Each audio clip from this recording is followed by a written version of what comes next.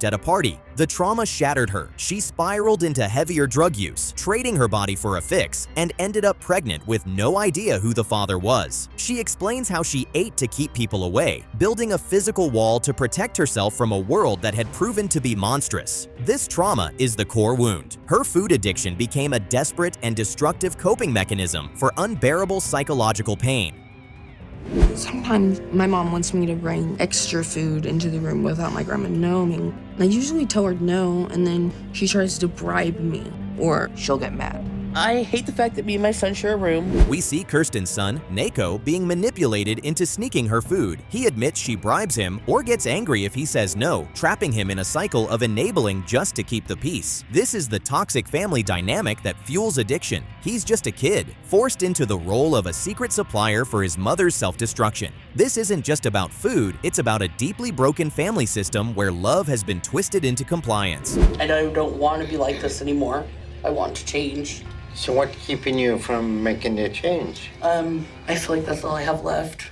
You're actually killing yourself with the food. Doctor now enters, and the truth bombs start flying. He immediately identifies her massive, life-threatening hernias, a physical manifestation of her body literally falling apart. He tells her plainly that if she gets so much as a cold, she will not survive it. The ultimatum is clear and brutal: lose 50 pounds in 1 month. He's not just prescribing a diet, he's delivering a dose of reality so harsh it's meant to shock her system. This is the necessary wake-up call, the voice of reason cutting through years of denial and self-pity. I'm gonna go back to Washington. Why were you guys harassing me this morning?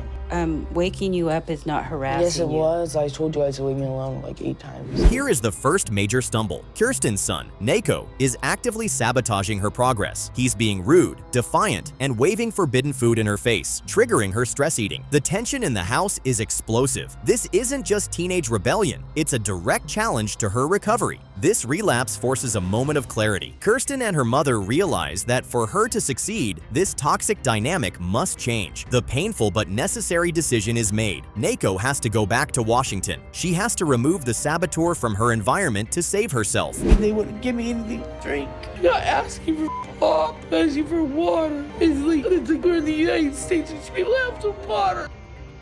Post-surgery, Kirsten is in a full-blown meltdown. She's refusing her breathing treatments and claiming she's being starved. She tells a nurse she wishes she were dead. Dr. Now, seeing this manipulative behavior for what it is, puts her on suicide watch. He directly confronts her dramatics, recognizing that her psychological resistance is now the biggest obstacle. This forces her to face the consequences of her actions, pushing her past the self-pity and compelling her to engage with her recovery on a serious level. I've been raped a few times. And I put myself in those situations, so. Hold on. You said you've been raped. In therapy, Kirsten finally confronts the deep, festering wounds she's been burying under layers of fat. She speaks about the gang rape, the trauma, the self-blame. The therapist masterfully helps her reframe the narrative, forcing her to acknowledge that she was a victim, not a willing participant. You can see the shift in her eyes. This is a genuine catharsis. She is finally feeling the pain without the anesthetic of food, and in doing so, she takes the first real step toward healing the source of her addiction. I've been going to therapy and dealing with more of how I feel. I talked to my dad about some things too. It's never easy. After months of hard work and breakthroughs, Kirsten is a different person. We see her cooking a healthy meal for her family, a task once impossible. The highlight is the conversation with her father. After a lifetime of feeling criticized and not good enough, he finally tells her he is proud of her. You can see decades of pain melt away in that single moment. Weight loss has resulted in healing deep family wounds and earning the respect she's craved her entire life. We do more as a family. I never really got to spend any time with them unless they were taking care of me. And now we can just try to enjoy going out and doing something fun. This is the hopeful beginning we've been waiting for. Look at her, out of the house, active, laughing with her family at an alligator park. The woman who was once a prisoner in her own home is now experiencing the world again. She has lost over 100 pounds and is filled with a newfound confidence. She's finally becoming the mother and daughter she always wanted to be. This journey, which began in the darkest pit of despair, has transformed into an inspiring story of resilience and hope. She didn't just lose weight, she reclaimed her life. I have no life. My legs can't even hold my weight anymore. I can't get up. I can't walk. I'm trapped. From the very first scene, we are confronted with a haunting image of total physical and emotional captivity. Marla lies immobile in her bed, her body transformed into a prison of flesh that no longer obeys her. She cannot walk, cannot rise, cannot even bathe herself. The responsibility for her most basic needs has fallen on her daughters, who tend to her hygiene with quiet resignation. It's devastating to watch, children becoming caretakers while their mother sinks deeper into despair. This is rock bottom personified, a body unraveling piece by piece, and a family crushed under the weight. I tried to break up with my boyfriend at the time. He lost it, and he took me hostage. He held me at gunpoint, and I thought I was gonna die. When the police tried to rescue me, Marla's story isn't just about food, it's rooted in unhealed trauma. In her early 20s, she was held hostage at gunpoint by an ex-boyfriend, an event so terrifying it left invisible scars that shaped every choice that followed. Living with the fear that he might return, she isolated herself inside her home, a self-imposed prison built on terror long before her body trapped her. Food became her comfort, her escape, her medication. Every bite was a shield against memories too painful to face. This isn't gluttony, it's a desperate coping mechanism born out of unimaginable fear. I love food. I'm a junk food junkie. When we go shopping for her, it's not what she needs to be eating, what she should be eating. Her daughters speak candidly about the cycle that keeps their mother trapped. Adele admits they buy whatever junk food Marla demands, not what she truly needs. Sierra confirms it, acknowledging she gives in because it's the only way to keep her mother happy. This is the heartbreaking truth. Love and sabotage tangled into one. They aren't helping her heal, they're feeding the very illness destroying her. These daughters are caught in an impossible loop of enabling, choosing peace over progress, while unknowingly playing an active role in her self-destruction. It's a family dynamic suffocating everyone involved. We're expecting arrival of Marla McCants. From what I understand, she may be close to 800 pounds. When Dr. Now steps in, the situation instantly escalates from concern to emergency. Marla arrives at the hospital in a state so severe that weight loss isn't even the priority anymore. Survival is. Dr. Now makes it clear that she is among the sickest patients he has ever seen, her body teetering on the very edge of collapse. His words are not soft, not sugar-coated. He strips away every excuse, every illusion, and delivers the unflinching truth. Without immediate change, Marla will die. This is no longer a consultation, it is a fight for her life. I need to understand that it has to happen in my own time. All right, Miss Marla, I'll see you later, okay? Even in the hospital, Marla resists. Faced with physical therapy sessions that could change her future, she pushes back with complaints, excuses, and outright refusal. Her daughter Sierra's frustration is palpable, watching her mother waste a rare chance at survival. This is not laziness. It's the deep psychological grip of addiction and trauma, convincing her that movement is impossible. What's unfolding is proof that food addiction is never just physical. The emotional chains binding her are heavier than her body itself. Until she confronts those inner demons, no scale or hospital room can save her. Attitude, very poor response. This is a very dysfunctional behavior, but this is typical for Marla. Finally, Doctor Now draws a line in the sand. Fed up with Marla's manipulation and refusal to walk, he turns directly to Sierra, delivering an ultimatum. Stop enabling her. He explains that when Marla acts like a child, she must be treated like one. If she wants food or water, she needs to get up and do it herself. His words are not cruel. They're a tactical strike aimed at dismantling the toxic family dynamic. This isn't just discipline. It's a survival strategy designed to shatter the cycle of dependence and force Marla into action. 1, 2, 3. Here we go. All right. Keep pushing your weight on.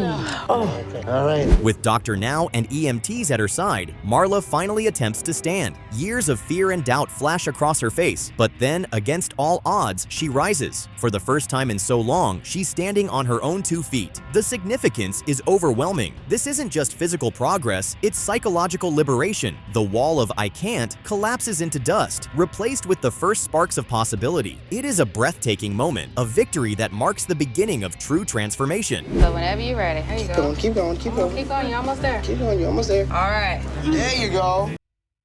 Momentum builds quickly after the breakthrough. We watch Marla exercise, push herself, and fight through pain she once swore she couldn't endure. The payoff comes when she walks into Dr. Now's clinic, unassisted, to face the scale. The result is staggering: 266 pounds gone. The pride in the room is electric. Her daughters beam with joy. Doctor now allows himself a rare smile, and Marla radiates strength and determination. This isn't chance. This is grit, persistence, and courage forged in fire. It's proof that once she believed in herself, the impossible became possible. Marla is going in the right direction, and I am confident she'll be able to keep making progress. Wonderful. The episode closes with a powerful message of resilience. Marla is no longer the woman welded to her bed. She is moving, living, and reconnecting with her daughters. The bond with Sierra, once strained by resentment and frustration, begins to heal. Marla acknowledges that the only person who could save her was herself, and she finally did it. Her transformation is inspiring, not because it was easy, but because it was brutally hard. She looked death in the face, chose life, and fought back with everything she had. It's a victory as beautiful as it is hard-earned.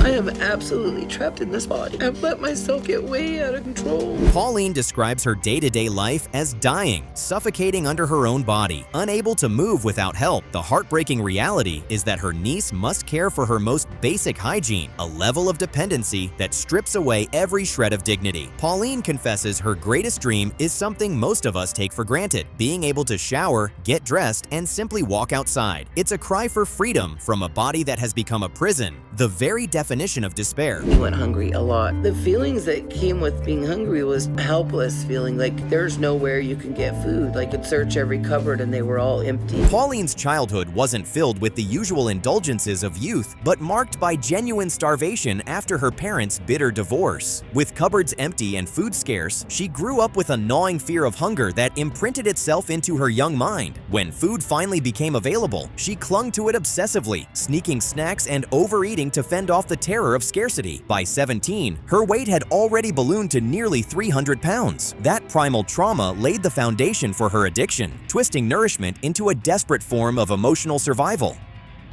Because she can't fit in the car that good, it's just easier for her to get in the chair and for me to just go in the car. Dylan, Pauline's son, is also her full-time caregiver, but instead of helping her break free, he's pulled into her cycle. He drives her to buy food, follows her instructions on which items to pick, and enables the very behavior destroying her. Pauline even admits that food is not just sustenance for her, it's one of her daily activities, the biggest highlight of her otherwise trapped existence. Dylan, caught in this toxic web of codependency, sacrifices his own life to meet her destructive needs. It's sabotage disguised as compassion, love twisted beyond recognition. Okay, so you already know the solution, you already know the answer, you already know the problem, but you have no control over it. Doctor now enters with his trademark precision, cutting through Pauline's justifications like a surgeon's scalpel. He lays bare her deep lack of accountability, telling her bluntly, you already know the problem and you already know the solution. His point is crystal clear. Compulsive eating is at the core of her condition, and until she addresses it, no surgery can save her. He issues an ultimatum that lands with thunder: drop 50 pounds in 2 months with a strict no-carb diet or face devastating consequences. His words are not cruel. They are survival instructions, spoken with urgency and finality. You went up. Okay, well, I don't need details. I just want to know if I can get down. I can't believe that I gained a couple of pounds. 2 months later, Pauline's follow-up brings devastating news. Instead of losing weight, she has gained 4 pounds, pushing her total to 677. Her excuses are painfully familiar: water retention, stomach pain, I haven't overeaten. But Dr. Now has heard it all before and is unmoved. His frustration is palpable as he insists she must be placed in a hospital under close supervision. Pauline, however, dismisses his intervention as overreacting, minimizing the seriousness of her condition. This isn't just denial. It's active resistance to change. With her life on the line, she chooses excuses over responsibility. It's maddening to witness. Unbelievable. Okay, I can't do it that fast. okay, we gotta be It's slow gonna with take you. a while. All right. Only 5 days after her surgery, Doctor Now insists Pauline begin walking to prevent deadly blood clots. His instructions are rooted in urgent medical necessity, but instead of trying, she launches into excuses, complaining of pain, accusing him of asking too much too soon. Then come the tears, a manipulative attempt to play on his sympathy. Dr. Now isn't fooled. He calls it out for what it is: a performance, an attempt to deflect accountability. What we see here isn't real pain, it's an orchestrated plea for pity, her go-to strategy whenever she's asked to step outside her comfort zone.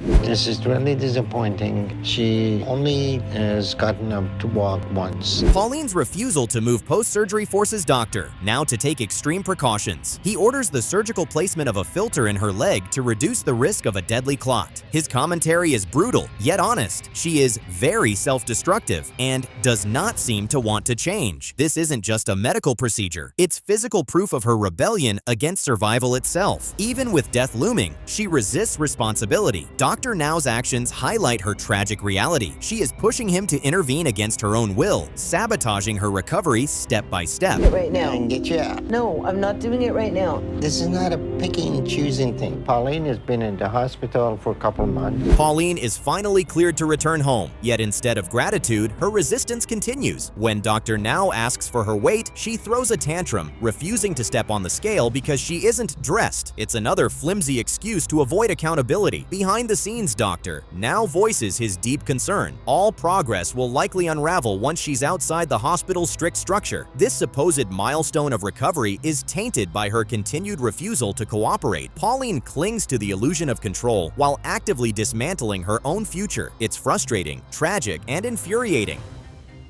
At this time, there is not much more I can do for Pauline. She's not walking when she should be. Pauline goes out, but she stays in motorized wheelchair. And now we reach the devastating conclusion of Pauline's journey. Dr. Now, exhausted and out of options, delivers his most chilling assessment. There is not much more I can do for Pauline. She's not walking, not eating properly, and not telling the truth. Still, she insists she's doing more at her own pace. Blind to the dangerous reality she is living, Dr. Now warns that if she continues like this, she may not live another year. It's the harshest reality check possible, but Pauline remains unmoved. This is not just wasted opportunity, it is a tragedy of willful self-destruction.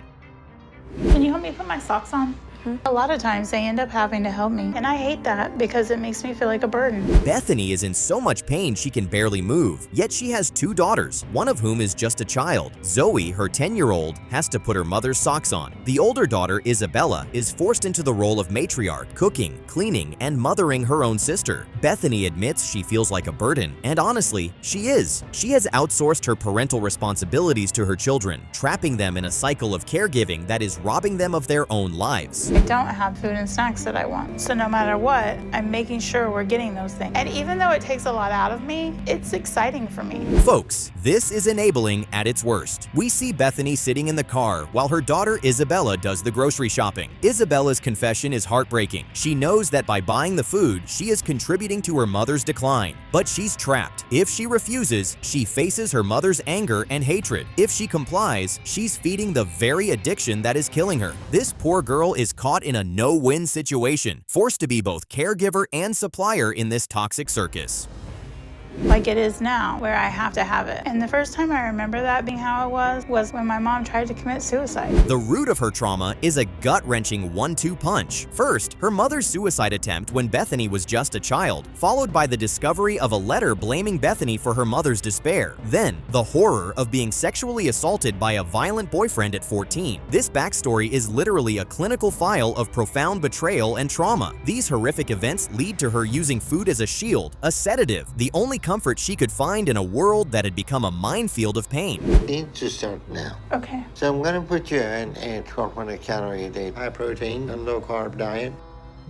Enter Dr. Nozaradin, and he sees right through Bethany's self-deception. He points out that she, a former addictions counselor, is using the same manipulative tactics on her family that her patients used. The irony is staggering. He then lays down the law, a 1,200-calorie, low-carb diet and a goal of losing 60 pounds in 2 months. By prescribing a diet, he's challenging her entire dysfunctional family dynamic, putting the responsibility squarely on Bethany to lead the change. This is the wake-up call she so desperately needs. So I'm in a lot of pain and I'm miserable right now. Bethany? But I'm really nervous to be back here and find out what progress I made. Dr. Now said I can't get surgery unless I hit the weight loss goal he gave me. And here we go, the first failure. After 2 months, Bethany returns having lost a pathetic 14 pounds, a far cry from the 60-pound goal. She launches into a load of excuses, claiming she's eaten nothing, that the diet must be wrong. Dr. Now is having none of it. He calls her out for her dishonesty and plainly tells that she is either overeating, snacking, or both. This is the classic addict's denial in full view. She has utterly failed her first test, proving that she is not yet willing to do the hard work required for real change.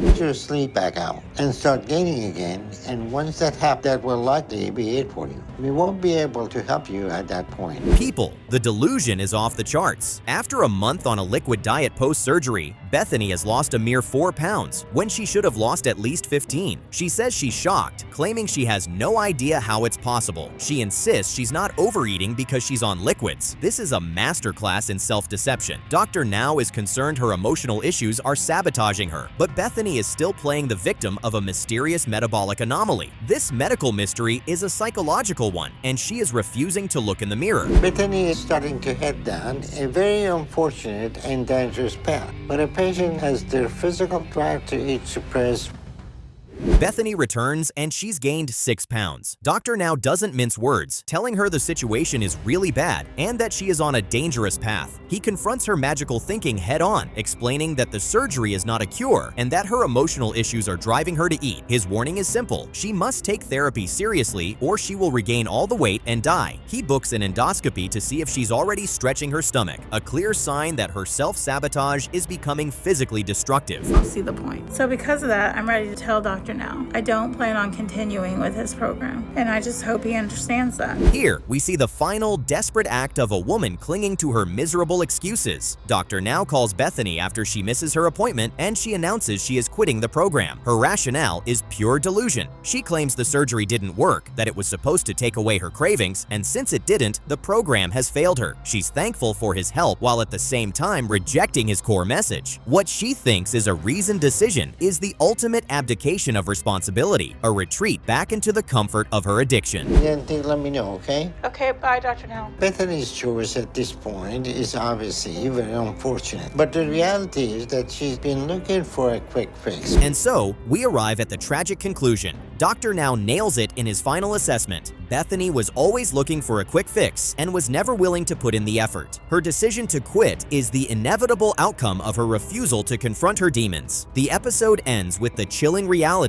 that it's only a matter of time before her body gives out completely. She had every tool, every chance, and she threw it all away. A truly wasted opportunity, utterly, tragically sad.